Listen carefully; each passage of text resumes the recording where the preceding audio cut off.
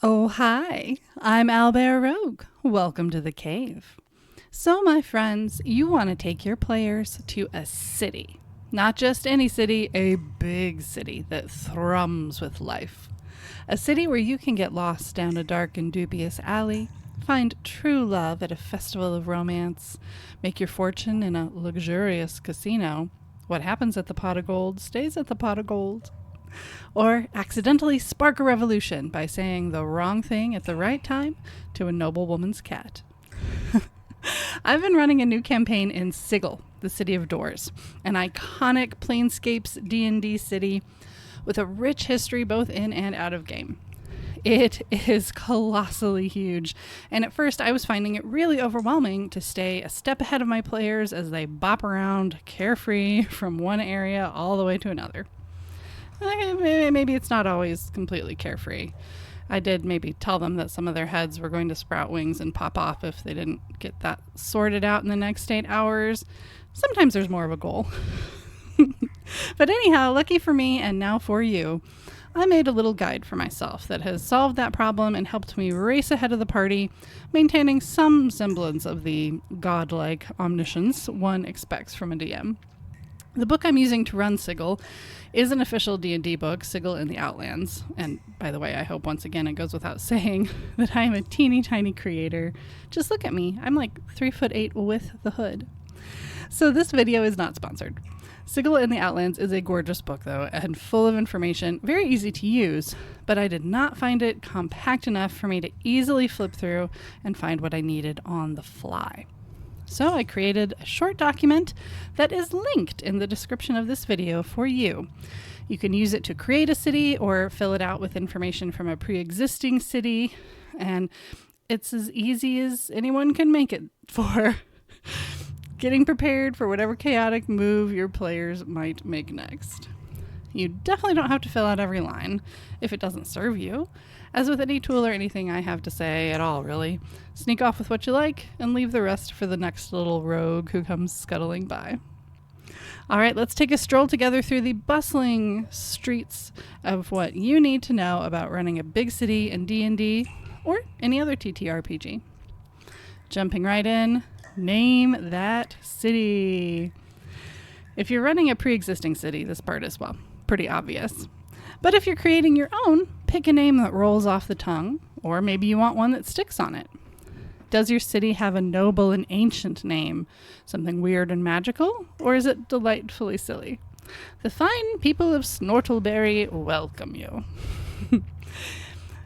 City name is the first thing on this document for, like organizational purposes, but you might actually want to fill it in last. Maybe you come up with a name and the vibes of that name give you a direction for discovering the other details. But it's also possible that you might figure out the details, and once you've gotten to know your city, the name might come more easily.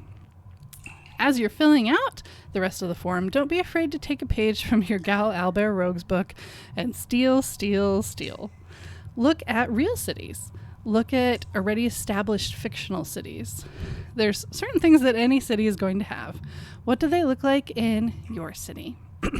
First, what is your city known for? Think of this as your city's main personality trait. What are the vibes? New Orleans is a very different city from Milan, is a very different city from Singapore. Is your city a center of divine worship? A hotbed of crime? A place where mages duel openly in the streets? It might help to start by thinking of a one-word concept, something for you to jump off from.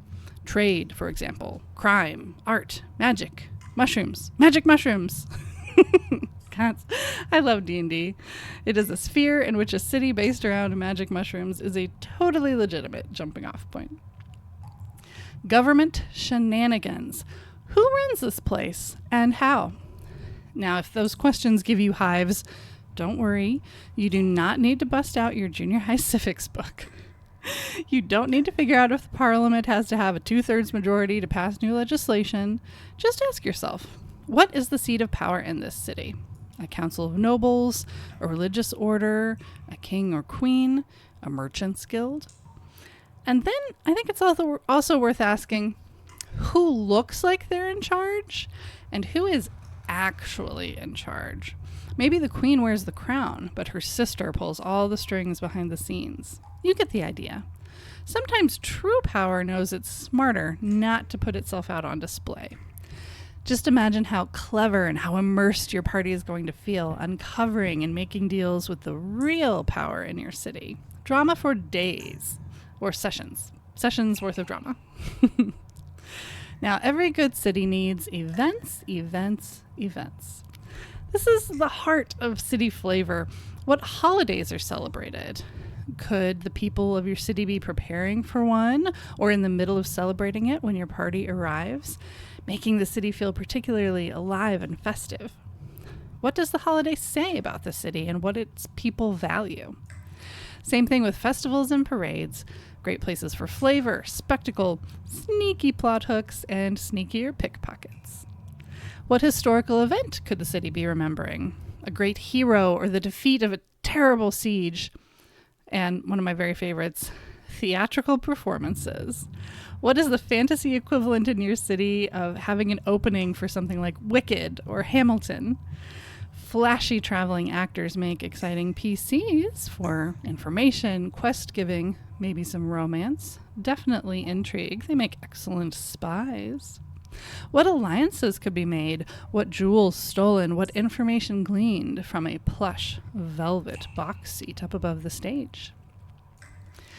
A little more mundane, but just as important, every city needs transportation and roads. It's rush hour in Gimblebum. What does that look like? Are there magic portals, carriages pulled by werewolves, gondolas shaped like swans, giant beetle trams, magical ski lifts? It could go on. And how does class play into the way that people get around? How do the poor travel, the middle class, the wealthy? Could there be forms of transportation that create occasions for the different classes to mingle when they might not otherwise? Think about the subway in New York City on a Saturday night. The next bit gets a bit more down into the cobblestones. Definitely not a detail you have to figure out. But big cities have big, important roads. Think about Bourbon Street, Broadway, the Las Vegas Strip. What might some famous must-see streets be in your city? And what might be some landmarks on those streets? Maybe there's a giant fountain shaped like a troll that sneezes every hour on the hour. A tavern that's actually a mimic, but not in a sneaky way, like everyone knows and gets their portrait done in front of it. A statue of a forgotten hero where people rub the naughty bits for luck. That one might be a bit too real. There are people in cities, lots of them. And when people exist, there are sometimes going to be people that die. What does the city do with their dead, honored and otherwise? This is another great place to look to the real world, of course with some healthy cultural sensitivity, and to established fantasy worlds as well. Is the water table too high to bury the dead, so they create elaborate above-ground mausoleums for them? Are their souls transformed into butterflies that float in a beautiful conservatory? Are the dead entombed in crystal, turned into zombies who clean the streets? I could go on and on about this all day. Places of the dead make exciting, flavorful settings for adventure. And just like in real life, what the citizens of your city do with their dead will tell you volumes about what the living there value. And then there's trash. Do not crumble up this idea and throw it away. Players love odd logistics. How many great adventures involve sneaking around a city's sewers? Getting caught in a trash compactor? I'm looking at you, Star Wars. One adventurer's trash is another adventurer's way of getting out of a tight spot. Next on the list, messaging and mail. There's 3 things you can count on in any world: death, taxes, and junk mail. How do messages make their way around your city? Is it a talking raccoon, a telepathic phone booth, a dedicated corps of gnomes who deliver your messages undeterred by snow, rain, gloom, or the dark of night? And what about the city's finest publications as a way of spreading information? Are there talking billboards? What's the name of the city's newspaper? Its pulpy gossip column. What is front page news the day your party arrives? Once you have a general feel for your city, it's time to break it up into parts. Districts, neighborhoods, whatever you call it. No city is made up of just one vibe and one vibe only. Use this last part of the document as many times as you need to make as many different unique districts as you want. You're going to name your district. This is like with the city where things really come alive. Imagine you're a travel writer. Is this a bustling merchant's ward, a shadowy thieves' quarter, a ritzy noble terrace overlooking the peons down below? Each district should feel different and have things like different taverns and inns. Fill these with colorful NPCs, some grumpy, some flirty, mysterious. They should be different shops, whether they're magic stores, weird antiques, dubious healers. What are some unique services your players can only get in that district? Maybe there's a lot of psychics in that district and you can get your dreams interpreted. Or there's a tattoo parlor that gives you temporary magical powers. Or maybe very permanent ones. Maybe there's a haunted theater that's actually just very, very drafty. Of course, the point of figuring out all these details is so that you can lay the seeds of plot hooks galore. Around every corner, there's a fruit stand whose regular shipment didn't come in. Why? There's a cursed statue that speaks to your party and your party only when it's been silent for 1,000 years. A missing nobleman's pet aardvark. A missing heir. List a few of these plot hooks in each district. Especially if you're running a more sandbox game, this lets your players really feel that. Who knows what they'll bite on, but it'll tell you a lot about the game your party is interested in playing. It gives you a lot of information. If you're running a game that has a clearer direction, some big overarching plot, make sure you include places where that plot might be advanced in different ways in each district. And finally, I recommend putting together a little random encounter table to add flavor to each of your districts. Give people a clue where they're at. Maybe a runaway golem crashes into a fruit stand. A noblewoman accuses the party of stealing her parasol. A brawl between two rival bard colleges breaks out. You can have fun making your own, or I love to go to Dungeon Masters Guild, DM's Guild, for content like that, when I'm pressed for time especially. You can access so many awesome roll tables for just about any mood, and it's usually only a couple of bucks. Well, friends, if you have made it this far into the video, 1, thank you so very much, and 2, you are going to have a gleaming city of intrigue in no time. I just know it. Again, I have the document linked down below in the video description for you to run off with into the night. And remember, you don't need to flesh out every inch of your city.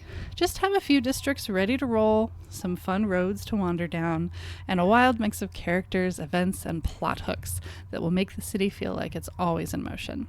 The rest, your players will fill in the blanks, you know it, with one kind of chaos or another. If you've done me the double honor of making it this far into the video, and you listened to last week's video, where I promised you a hill giant dungeon tonight, first, my deep apologies. I am holding off on the hill giant dungeon at least one more week while I work on some maps for you to go along with it, so I promise there's a good reason. I'll probably release it sometime next week to celebrate the fact that our little community just reached the 600 sub scribble mark. Pew, pew, pew, pew. I will also be putting up that poll about what you'd like to see me do for Monster Week, which is coming up pretty soon. Stay tuned for that. Thank you, 1,000 times thank you. Let me know in the comments some of your favorite quirky city features. And thank you as always for exploring the feminine urge to raise cities whole and entire from the ashes with me, Owlbear Rogue.